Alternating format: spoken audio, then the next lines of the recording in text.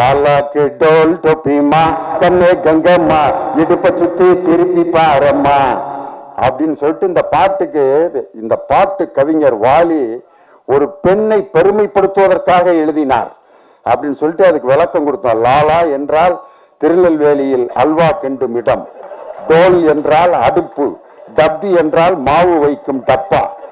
இப்படி அல்வா அடுப்பில வேலை செய்யும் கங்கம்மா என்ற பெண்ணே, உன்னுடைய இடுப்பை அடிக்கடி திருப்பிப்பார், ஏனென்றால் ஸ்டவ்விலிருந்து தீ உன் சேலையில் பற்றிவிடக் கூடும் என்பதற்காகத்தான் கவிஞர் வாலி லாலாக்கு டோல் டோப்பிமா கண்ணே கங்கம்மா இடுப்பு சுத்தி திருப்பி பாரம்மா என்று எழுதியதன் நோக்கம் இதுதான் அப்படின்னு சொன்னா எல்லாரும் உண்மை. வாலி என்னை பார்த்துட்டு கண்ணீர் விட்டு அழுதுட்டாரு. சத்தியமா நான் இப்படி நினைச்சு எழுதவே இல்லடா, ஏன்டா இப்படி ஒவ்வொரு பாட்டுக்கும் இப்படி அர்த்தம் சொல்லி உசுர வாங்குறீங்க அப்படின்னாரு.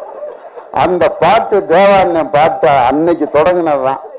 அவருடைய பாட்டு எத்தனையோ பாட்டு மேடையில் பாடியிருக்கேன்.